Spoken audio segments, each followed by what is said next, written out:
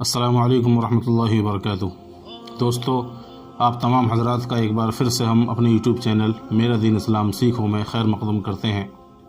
دوستو، دنیا میں جو کچھ بھی ہے یہ سب کچھ اللہ تبارک و تعالی کی کارکردگی ہے۔ دنیا میں آپ کو جو کچھ بھی دکھائی دے رہا ہے، چھوٹی سے چھوٹی چیز اور بڑی سے بڑی چیز، چاہے وہ چاند سورج ہو، زمین ہو، آسمان ہو، یا پھر ان میں سے نکلنے والی اور چیزیں ہوں، جیسے زمین کے اندر سے غلہ نکلنا، آسمانوں سے پانی کا، بارش کا برسنا، پہاڑوں کا، اتنے بڑے بڑے پہاڑوں کا اپنی اپنی جگہ پر جمے رہنا اور اتنے بڑے آسمان کا بننا، یہ سب کچھ اللہ تبارک و تعالی کی قدرت کی ایک نشانی ہے، کیونکہ ان ساری چیزوں پر ایک ہی ذات ہے جو قادر ہے، اور وہ ہے اللہ تبارک و تعالی کی ذات۔ اس کے علاوہ نہ کوئی اس میں دخل اندازی کر سکتا ہے اور نہ کسی نے کی ہے۔ لیکن بہت زمانے سے اس چیز پر سوال اٹھتے چلے آ رہے ہیں۔ کافی پرانے زمانے سے، بہت زمانے سے اس چیز پر لوگوں نے سوال اٹھائے ہیں۔ جو دشمنان اسلام ہیں انہوں نے سوال اٹھائے ہیں اس چیز پر کہ یہ جو دنیا کا کارخانہ ہے، یہ دنیا کے اندر جو ساری کی ساری چیزیں ہیں، یہ چاند سورج ہے، زمین و آسمان ہے، یہ ساری کی ساری چیزیں اپنے آپ چل رہی ہیں اور اپنے آپ بن گئی ہیں۔ ان کا کوئی بنانے والا نہیں ہے، اور ایسا نہیں ہے کہ کسی کے کرنے سے یا کسی کے حکم کرنے سے یہ ساری چیزیں کام کر رہی ہیں۔ ایسے سوالات دنیا کے اندر بہت بار ہوئے ہیں، اور علماء دین نے اور اللہ کے ولیوں نے اس چیز کو بخوبی سمجھایا ہے اور بہت اچھے طریقے سے ایسے لوگوں کو جواب دیا ہے۔ اس طرح کے واقعات ہوتے چلے آ رہے ہیں۔ قرآن کریم میں صاف طور پر اللہ تبارک و تعالیٰ نے ارشاد فرمایا ہے، احادیث کے اندر صاف طور پر اللہ کے نبی صلی اللہ علیہ وسلم نے اس بات کو بالکل ظاہر کر دیا ہے، اور ایک مسلمان اور ایمان والے کا ایک عقیدہ اور پکا ایمان یہ ہونا چاہیے، اور ہوتا ہے الحمدللہ ہر مسلمان کا، کہ یہ ساری کی ساری کائنات جو کچھ بھی ہمیں نظر آ رہا ہے، یہ سب کچھ اللہ تبارک و تعالیٰ کی قدرت کی ایک نشانی ہے، کیونکہ اللہ تبارک و تعالی ہی ان ساری چیزوں پر قادر ہے، ورنہ یہ ساری کی ساری چیزیں بالکل ناممکن ہیں کسی عام انسان کے لیے یا اللہ تبارک و تعالی کے علاوہ کسی اور ذات کے لیے، اللہ کے غیر کے لیے۔ تو اس پر سوال اٹھتے چلے آ رہے ہیں۔ اسی طریقے سے ایک مرتبہ امام اعظم ابو حنیفہ رحمۃ اللہ علیہ کے زمانے میں ایک دہریے نے اس پر سوال کیا، اور باقاعدہ اس پر بہت بڑا مناظرہ ہوا، گفتگو ہوئی، بحث ہوئی۔ اس کا یہ کہنا تھا کہ یہ سارا کا سارا نظام جو کچھ بھی ہے یہ اپنے آپ چل رہا ہے، اس کا کوئی بنانے والا نہیں ہے اور اس کو کوئی چلانے والا بھی نہیں ہے۔ یعنی دنیا کا جو کارخانہ ہے، یہ دنیا کی جو فیکٹری ہے جو ہمیں نظر آ رہی ہے، یہ سب کچھ اپنے آپ چل رہا ہے اور اس کا کوئی چلانے والا، بنانے والا نہیں ہے۔ چاند اپنی روشنی دیتا ہے، یہ خود دیتا ہے، سورج اپنے وقت پر نکلتا ہے، یہ بھی خود نکلتا ہے، آسمانوں سے پانی برس جاتا ہے، خود ہی برس جاتا ہے، ساری کی ساری چیزیں۔ اور دنیا کے اندر لاکھوں کروڑوں طرح کے کیڑے اور جانور ہیں جن کی شکلیں ہم نہیں جانتے، جن کے نام ہم نہیں جانتے، اور اکثر کیڑوں کو ہم پہلی مرتبہ دیکھتے ہیں۔ اکثر بارش کے موسم میں نہ جانے چھوٹے چھوٹے اور بالکل عجیب و غریب طرح کے کیڑے ہمارے سامنے آ جاتے ہیں۔ کیا ہے یہ؟ ایسا لگتا ہے کہ بالکل چھوٹا سا کوئی مکھی کا کوئی پر ہے، یا کوئی مچھر کا کوئی پیر ہے، کوئی تنکا ہے، لیکن دیکھنے میں لگتا ہے کہ وہ کیڑا ہے۔ اس چھوٹی سی جان کے اندر جان ڈالنا اور اس کو چلنے کی صلاحیت دینا، اس کو زندہ رکھنا، یہ سب اللہ تبارک و تعالیٰ کی کاریگری ہے۔ اللہ تبارک و تعالیٰ وہ ہے جو پتھروں کے اندر بھی ایک جاندار کو جان دے دیتے ہیں۔ پتھر کے اندر بھی ایسے کیڑے ہیں جو پتھر کے اندر پیدا ہو جاتے ہیں اور انہی کے اندر پل جاتے ہیں۔ تو امام اعظم ابو حنیفہ رحمۃ اللہ علیہ کے سامنے اس دہریے نے یہ چیلنج کیا کہ اس پوری کائنات کو کوئی بھی چلانے والا نہیں ہے، یہ اپنے آپ چل رہی ہے۔ تو باقاعدہ اس چیز پر مناظرہ ہوا امام اعظم ابو حنیفہ رحمۃ اللہ علیہ اور اس دہریے کے بیچ میں۔ وہ دشمنان اسلام میں سے تھا، وہ اللہ تبارک و تعالیٰ کا منکر تھا، اور امام اعظم ابو حنیفہ رحمۃ اللہ علیہ اتنے بڑے امام کہ ہم سب ان کی اقتداء کرتے ہیں، ہم بھی حنفی ہیں، ان کی اقتداء کرتے ہیں، اور جو امام ہیں جن کی اقتداء کی جاتی ہے ان میں سب سے بڑے جو امام ہیں وہ امام اعظم ابو حنیفہ رحمۃ اللہ علیہ ہیں۔ آپ کا نام نعمان ابن ثابت ہے، یاد رکھیے ان کا جو نام ہے، اصل نام وہ نعمان ابن ثابت ہے، اور ابو حنیفہ یہ ان کی کنیت ہے۔ حنیفہ ان کی بیٹی کا نام تھا، تو ان کی بیٹی سے آپ کی کنیت پڑ گئی ابو حنیفہ، اور امام اعظم ابو حنیفہ ان کا نام پھر پڑ گیا۔ ویسے اصل میں ان کا نام نعمان ابن ثابت امام اعظم ابو حنیفہ رحمۃ اللہ علیہ ہے۔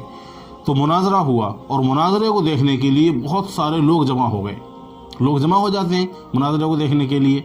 باقاعدہ مناظرہ ہوا اور لوگ وہاں جمع ہو گئے, بھاری تعداد میں لوگ جمع ہو گئے یہ دیکھنے کے لیے کہ آخر جیت کس کی ہوگی, کس کے دلائل مضبوط ہوں گے اور کون اس بات پر جیتے گا, کس کی دلائل مضبوط ہوں گی کہ اللہ تبارک و تعالی اس پورے کارخانے کو, اس پوری کائنات کو چلانے والا ہے. یہ امام اعظم ابو حنیفہ رحمۃ اللہ علیہ کہہ رہے ہیں. اور جو دہریہ تھا اس کا کہنا یہ تھا کہ ساری کی ساری جو دنیا ہے, پوری کائنات ہے, یہ اپنے آپ چل رہی ہے. تو مناظرے کا وقت مقرر ہو گیا, لوگ جمع ہو گئے اور دہریہ جو تھا, جو اس بات کا منکر تھا, انکار کرتا تھا کہ یہ سارا کارخانہ اپنے آپ چل رہا ہے, وہ بھی وہاں موجود تھا. لیکن امام اعظم ابو حنیفہ رحمۃ اللہ علیہ مناظرے کا جو وقت تھا اس پر نہیں پہنچے. جب اس پر نہیں پہنچے تو وہ دہریہ سوچنے لگا, کہنے لگا کہ بھئی امام صاحب تو آئے نہیں. لیکن امام اعظم ابو حنیفہ رحمۃ اللہ علیہ کافی دیر کے بعد پہنچے لیکن کافی دیر کے بعد پہنچے.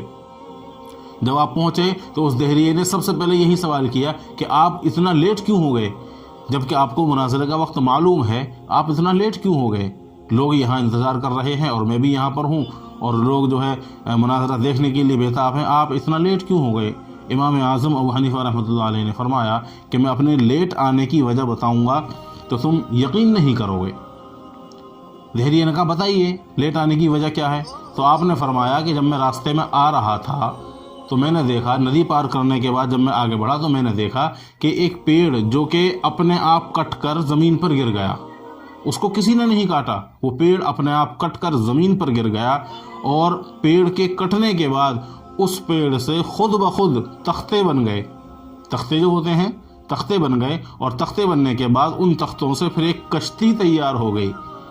ایک کشتی خود بخود تیار ہو گئی, اور جب وہ پوری کشتی تیار ہو گئی تو کشتی تیار ہونے کے بعد وہ کشتی ندی کے اندر چلی گئی, پانی کے اندر چلی گئی, اور اس کشتی کے اندر لوگ بیٹھنا شروع ہو گئے. جب لوگ اس کے اندر بیٹھ گئے تو وہ کشتی بغیر ملاح کے, بغیر چلانے والے کے, خود بخود اس پار سے اس پار چلی گئی لوگوں کو لے کر.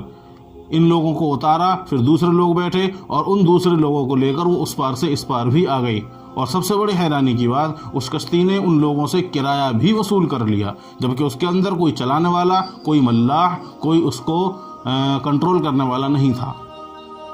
اتنا سننے کے بعد اس دہریے نے بڑے زور سے قہقہا لگایا. بہت زور سے قہقہا لگانے کے بعد پھر اس نے کہا کہ امام صاحب بھلا ایسا کیسے ہو سکتا ہے؟ ایک پیڑ اپنے آپ کٹ کر گر جائے, اس کے تختے بن جائیں, اور تختے بننے کے بعد تختوں سے پھر ایک کشتی بن جائے, وہ کشتی پانی کے اندر چلنے لگے, اس کے اندر خود بخود لوگ بیٹھ جائیں, اور وہ کشتی اس پار سے اس پار, اس پار سے اس پار لوگوں کو چھوڑ دے, اور خود بخود کرایہ بھی وصول کر لے.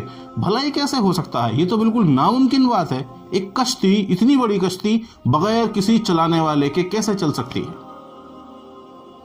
امام اعظم ابو حنیفہ رحمۃ اللہ علیہ نے فرمایا کہ تمہارے نزدیک تو بالکل آسان ہے, تمہارے نزدیک تو یہ کشتی بڑی آسانی سے چل سکتی ہے. جب اتنا بڑا نظام, جو پوری دنیا کا جو نظام ہے تمہارے نزدیک, جب یہ بغیر کسی چلانے والے کے چل رہا ہے تو پھر یہ کشتی تو چھوٹی سی ہے اور تم اس کو بہت بڑی کہہ رہے ہو. تم کہہ رہے ہو کہ بہت بڑی کشتی, اتنی بڑی کشتی بغیر کسی چلانے والے کے کیسے چل سکتی ہے؟ جب اتنا بڑا نظام تمہارے نزدیک چل سکتا ہے تو پھر یہ کشتی کیوں نہیں چل سکتی ہے؟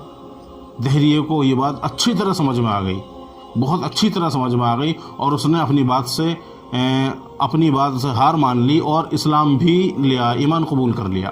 گویا کہ امام اعظم ابو حنیفہ رحمۃ اللہ علیہ نے اس کو سمجھانے کے لیے اس مناظرے کا, اور جو وہاں پر مناظرہ ہوا تھا, جس بات پر مناظرہ ہوا تھا, اس بات کا جواب دینے کے لیے اس کے سامنے یہ واقعہ پیش کیا تھا. حالانکہ ایسا کچھ ہوا نہیں تھا.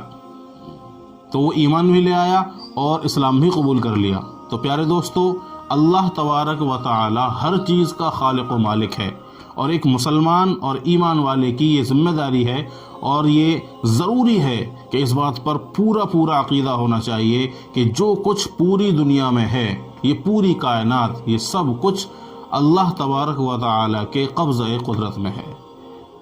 اللہ اپنی مرضی سے اس کو چلا رہے ہیں, کیونکہ یہ کسی انسان کے بس کی بات نہیں ہے, اور یہ اپنے آپ چل جائیں یہ ان کے بس کی بات نہیں ہے.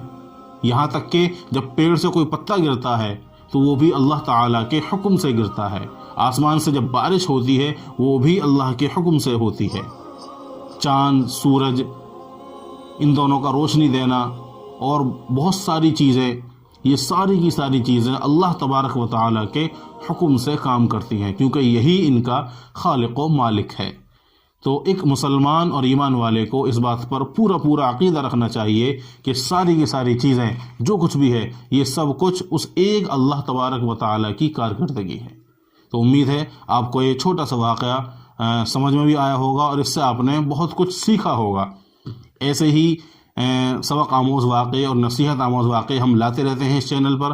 تو ہمارے چینل پر اگر آپ نئے ہیں تو چینل کو ضرور سبسکرائب کر لیں اور بیل آئیکن لازمی دبا دیں تاکہ آنے والے ایسے سارے واقعات آپ سے مس نہ ہوں. چلیے ملتے ہیں اگلی ویڈیو میں ایک نئے ایسے ہی سبق آموز قصے کے ساتھ. تب تک کے لیے دعا میں یاد رکھیے گا. السلام علیکم ورحمۃ اللہ وبرکاتہ.